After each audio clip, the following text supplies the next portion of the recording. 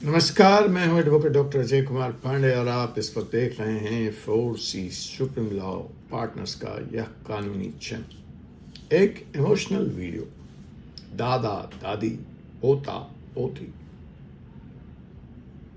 अब दादा दादी की नजरें कानून के मुताबिक पोता पोती को लेकर टेढ़ी हो गई।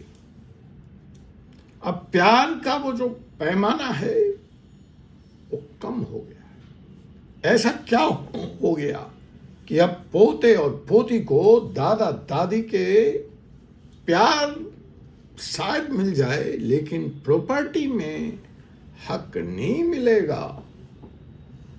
तो जी हां, दिल्ली हाई कोर्ट का आ गया है एक बड़ा फैसला फैमिली प्रॉपर्टी को लेकर, स्पेशली दादा दादी वर्सेस पोता पोती। तो आइए समझते हैं कि इस मुकदमे में, इस प्यार की मिलावट में, इस प्यार की कमी की वजह क्या है, जिसके कारण कानून को और दिल्ली हाई कोर्ट को नजरें टेढ़ी करनी पड़ी। जी हां, आज मैं आपको एक इसी जजमेंट की तरफ लिए चलता हूं जो करोड़ ऑफ भारतीय फैमिली को डायरेक्टली प्रभावित करने वाली है, इंपैक्ट करने वाली है। क्या आप सोचते हैं, या जैसा कि अब तक होता आया है, कि दादा दादी की प्रॉपर्टी में आपका automatic right? Delhi high court ने एक हिस्टोरिकल ग्राउंड ब्रेकिंग जजमेंट में इस मिथ को, इस विश्वास को तोड़ दिया है। और जब आप उस जजमेंट को पढ़ेंगे, जानेंगे, समझेंगे, तो आपकी जो सोच है वो कंप्लीटली बदल जाएगी।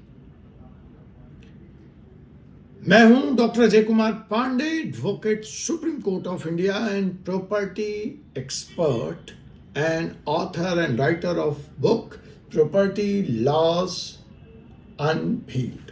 किताब यहां मेरे सामने पड़ी है, आपको एक नजर किए चलता हूं। जी हां, प्रॉपर्टी लॉ अनवील्ड। तो आज हम इस एपिसोड में डिस्कस करेंगे कृतिका जैन वर्सेस राकेश जैन केस, जो यह डिसाइड किया कि ग्रैंड चिल्ड्रन का क्या हक है ग्रैंड पेरेंट्स की प्रॉपर्टी, और कैसे बदल दी उसने पूरी फैमिली लॉ की दुनिया को। तो साहब, पहले समझते हैं इस केस के बैकग्राउंड को, इस केस के कंटेंट को। एक लड़की है कृतिका जैन, उसके फादर हैं राकेश जैन, और कृतिका जैन ने अपने पिता राकेश जैन के खिलाफ केस फाइल कर दिया। बोली कि मुझे मेरे दादा की प्रॉपर्टी में हिस्सा चाहिए, और दादा की यह प्रॉपर्टी जनकपुरी में लोकेटेड है, अवस्थित है। तो पिताजी से बेटी ने कहा, कृतिका जैन ने, कि मुझे मेरे दादा की प्रॉपर्टी में हिस्सा चाहिए। बैकग्राउंड यह था कि जो इस कृतिका जैन के दादा हैं, ग्रैंडफादर हैं पवन कुमार जैन, उन्होंने 1970 में एक प्रॉपर्टी परचेज की थी। 1994 में दादा स्वर्गवासी हो गए, चलते बने। प्रॉपर्टी चूंकि उन्हीं के नाम थी, अभी प्रॉपर्टी ट्रांसफर नहीं हुई थी, तो कृतिका जैन ने ग्रैंड डॉटर होने के नाते उस पर अपना दावा ठोक दिया और कहा, चूंकि मैं दादा की पोती हूं, तो इसलिए भारतीय फैमिली लॉ के अनुसार, भारतीय प्रॉपर्टी लॉ के अनुसार मेरा 1/4 का शेयर है और मुझे वह दे दिया जाए। और यह केस, यह झगड़ा उसने अपने पिता के खिलाफ ही किया, क्योंकि पिताजी उसे उसका शेयर नहीं दे रहे थे। अब यहां पे अभी पिता जिंदा है, दादा गए हैं जिसकी प्रॉपर्टी है, लेकिन उनका अपना सगा बेटा राकेश जैन जिंदा है, और कृतिका जैन जो 3rd जनरेशन की हैं, जो पोती हैं, उसमें से हिस्सा मांग रही। और यहीं पे हो गया खेला। और उसी खेल के मेले को आप समझिए, लेकिन ध्यान से। तो साहब यहां जो कंफ्यूजन स्टार्ट हुई इस मुकदमे में या होती है, तो जो पुराना जमाना है इस जजमेंट से पहले, जहां Mitakshara school of Hindu law operate करता है। Mitakshara school of Hindu law, देखिए कई लॉ है, अब फिर मैं उसमें जाऊंगा तो बात लंबी हो जाएगी और कई आप लोगों को समझ में भी नहीं आएगा। अगर जिनका ज्यादा इंटरेस्ट है तो मैं हिंदू लॉ के अलग से क्लासेस लेता हूं, तो आप मेरे उस क्लास को ज्वाइन कर सकते हैं। लेकिन यहां पे जो मितक्षरा स्कूल ऑफ हिंदू लॉ है, उसके तहत अगर कोई प्रॉपर्टी फादर से, ग्रैंडफादर से या ग्रेट ग्रैंडफादर से, मतलब अर्थात पिता से, दादा से या बड़े दादा पर दादा से आती है, तो वह ऑटोमेटिकली एंसेस्ट्रल प्रॉपर्टी बन जाती है। मतलब, इसका मतलब मैं फिर से बता देता हूं। मितक्षरा स्कूल ऑफ हिंदू लॉ के हिसाब से कोई प्रॉपर्टी पिता से, दादा से, परदादा से आती है ट्री में, लाइनेज में, तो वो सीधे के सीधे एंसेस्ट्रल प्रॉपर्टी बन जाती। ठीक, आगे बढ़ो। मतलब इस एंसेस्ट्रल प्रॉपर्टी में जैसे ही उस परिवार में कोई बेटा या बेटी पैदा हुई, तो उस एंसेस्ट्रल प्रॉपर्टी में उस बच्चे का बर्थ राइट बन जाता है।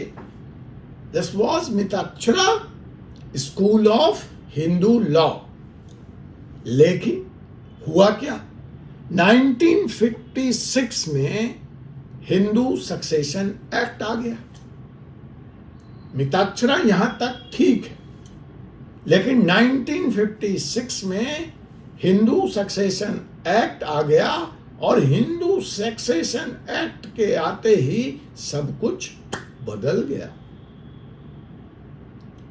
अब हिंदू सक्सेशन एक्ट सेक्शन 8 वो कहता है कि भाई जब कोई हिंदू इंटर स्टेट अर्थात बिना विल लिखे चला जाता है, जैसा कि यहां पे कृतिका जैन के दादाजी चले, तो उसकी प्रॉपर्टी क्लास 1 हायर्स को मिलेगी। सक्सेशन एक्ट ने मितक्षरा से डिपार्चर ले लिया, अब बर्थ राइट नहीं रहा। अब सक्सेशन एक्ट का सेक्शन 8 कह रहा है कि क्लास 1 हायर को मिलेगी अगर वो इंटरस्टेट गया है, बिना विल लिखे गया है। अब ये कौन है class 1 heirs according to section 8 of Indian succession act? तो भैया क्लास 1 हायर में वाइफ है, जो व्यक्ति गया जिसकी प्रॉपर्टी है उसकी बीवी है, उसके बच्चे हैं, सन्स, डॉटर, और उसकी मां है। ये पोता पोती क्लास 1 हायर्स नहीं है, अर्थात वीडो, सन, डॉटर, मदर, यही लोग हैं क्लास 1 हायर। अब इस लिस्ट में ग्रैंड चिल्ड्रन का नाम नहीं है, पोता पोती गायब हैं। तो साहब इस सेक्शन 8 को जब मितक्षरा के साथ देखा गया, तो दिल्ली हाई कोर्ट ने कहा कि जस्टिस पुष्पिंदर कुमार कौरव ने इसमें एक जजमेंट दिया, और सुनिए, मैं बताना नहीं चाहता हूं, मैं इंटरप्रेट नहीं करता, मैं कोट करता हूं जजमेंट से, वहां से पढ़ता हूं आपके लिए। क्या कहा सुनिए, लेकिन ध्यान से सुनिए, listen carefully. Grandchildren who are not children of predeceased child, मैं एक्सप्लेन कर दूंगा। Grandchildren who are not children of predeceased child are not included in the class 1 hires. Therefore, suit property cannot be deemed to have devolved on the plaintiff unto the death of parental grandfather, her father being alive. अर्थात simple शब्दों में कहें तो अगर दादा के जाने के बाद उनका बेटा बेटी जिंदा है, उनके बच्चे जिंदा हैं, अर्थात आपके पिता जिंदा हैं, आपके पेरेंट्स जिंदा हैं, आपकी माता जिंदा हैं, तो आपका ग्रैंड पेरेंट्स की प्रॉपर्टी पर डायरेक्ट राइट, डायरेक्ट हक नहीं बनता है। And there, Kritika Jain game was over. And so, now this new judgment is going to affect crores of Hindu families when it comes to property law. और इसी तर्क पर, इसी ग्राउंड पर, इसी लॉ पर कोर्ट ने कृतिका के केस को कंप्लीटली रिजेक्ट कर दिया। बोला प्लेंट में कोई कॉज ऑफ एक्शन नहीं है क्योंकि लीगल राइट ही एग्जिस्ट नहीं करता है कृतिका जैन का। चलते चलते अब इस नए कानून का डे टू डे लाइफ में क्या इंपैक्ट होने जा रहा है, आपकी जिंदगी को यह कानून कैसे प्रभावित करने जा रहा है, इसको समझते हैं। तो अगर आप एक रियल एस्टेट डेवलपर हैं तो अब आपकी जिंदगी आसान होगी क्योंकि अब आप टाइटल को बहुत आसानी से वेरीफाई कर सकते हैं। अब आपको यह टेंशन नहीं है कि एंसेस्ट्रल प्रॉपर्टी है तो कल को आज मैं इसके बाप से खरीद लूं और कल को इसके बेटे बेटियां ग्रैंड चिल्ड्रन खड़े हो जाएं। ये डेवलपर के लिए बड़ी मुश्किल बात होती थी। बैंक के लिए भी चीजें आसान हो गई, लोन प्रोसेसिंग, अब उस थर्ड ट्री तक जाने की जरूरत नहीं है। क्लियर सक्सेशन हायरार्की स्टेबलाइज हो गई, डिफाइन हो गई, तो प्रोसेसिंग फास्ट होगी लोन की। फैमिलीज के लिए भी यहां पर एक पॉइंट है, अगर ग्रैंड पेरेंट्स चाहते हैं कि ग्रैंड चिल्ड्रन को प्रॉपर्टी मिले तो अब उनको अपने जिंदा रहते हुए ही proper real estate, proper estate planning, proper will करनी होगी। ऑप्शन है, अगर आप ऐसा चाहते हैं। वो ऑप्शंस क्या है? विल कीजिए, गिफ्ट डीड कीजिए, ट्रस्ट बनाइए,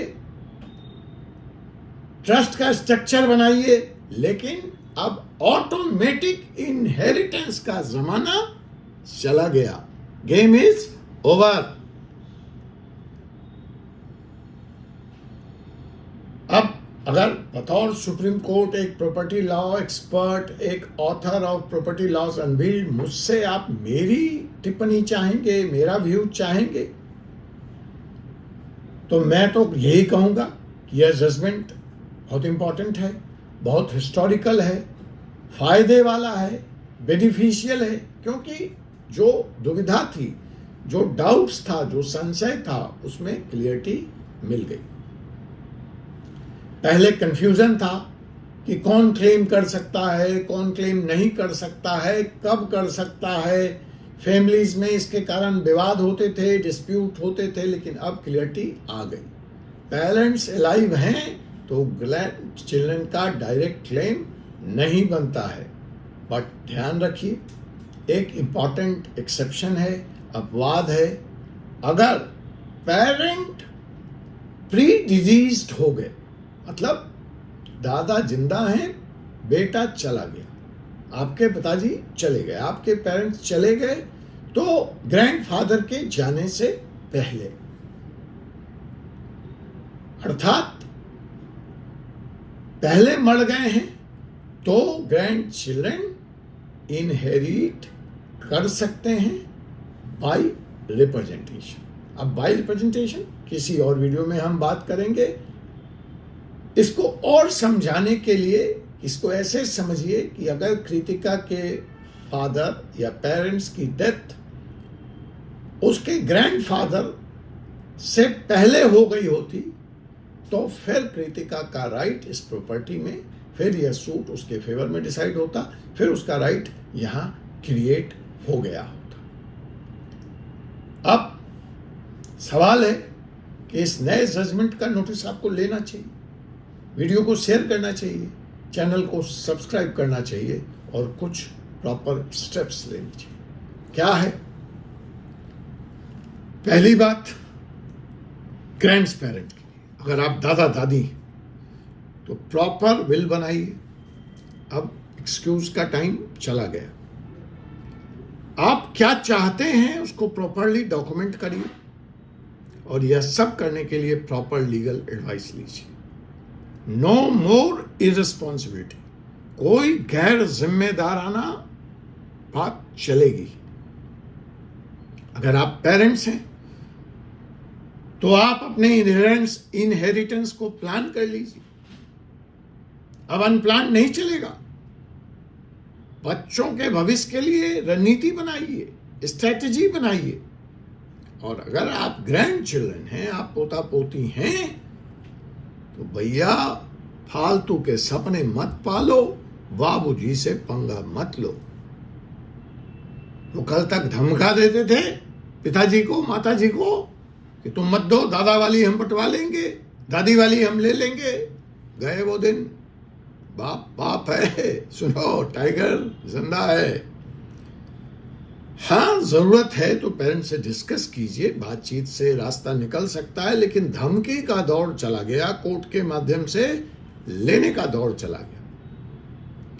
अल्टरनेटिव प्लानिंग कर सकते हैं आप अपने पेरेंट्स के साथ बैठकर। यह ध्यान रखिए, भावना अलग है, लीगल राइट्स अलग है। दादाजी आपको कितना भी प्यार करते हो, करते थे, करते हैं, दादी कितना प्यार करती है, क्या कहती थी, लेकिन अब डायरेक्ट ट्रांसफर संभव नहीं है। दोस्तों, यह जजमेंट सिर्फ एक लीगल क्लियरिटी नहीं देता है, या आपकी family state planning, family property planning का अहम हिस्सा है। अगर आप प्रॉपर्टी लॉ से रिलेटेड कोई और सवाल पूछना चाहते हैं तो कमेंट सेक्शन में पूछिए, मैं व्यक्तिगत तौर पर उसका उत्तर देने का प्रयास किया रहूंगा। वीडियो अगर आपको अच्छा लगा हो, हेल्पफुल लगा हो, तो चैनल को सब्सक्राइब कीजिए, अपने जानने वालों को शेयर कीजिए, बेल आइकन बटन दबाइए, ताकि फ्यूचर में इस तरह के लीगल अपडेट्स आपको समय से मिलें और कोई नया अपडेट मिस ना हो। नेक्स्ट वीडियो में मैं आपको बताऊंगा कि डॉटर्स की प्रॉपर्टी राइट्स क्या है शादी के बाद।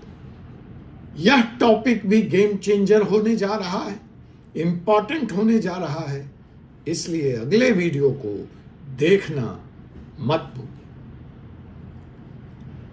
दिल्ली हाई कोर्ट ने बहुत क्लियर शब्दों में बता दिया कि ग्रैंड चिल्ड्रन का प्रॉपर्टी में डायरेक्ट राइट्स नहीं है अगर उसके माता पिता, उसके पेरेंट्स जिंदा हैं। अब बहुत जरूरी है प्रॉपर स्टेट प्लानिंग करने की और कानूनी रूप से जागरूक बने रहने की। Keep learning, keep growing. मैं हूं advocate doctor Ajay Kumar Pandey, supreme court of India, author of book property laws unveiled. आपसे मुलाकात होगी एक नए एपिसोड के साथ, एक नए जजमेंट के साथ अगले वीडियो में। तब तक के लिए मुझे अनुमति दीजिए। जय हिंद, जय भारत, जय संविधान।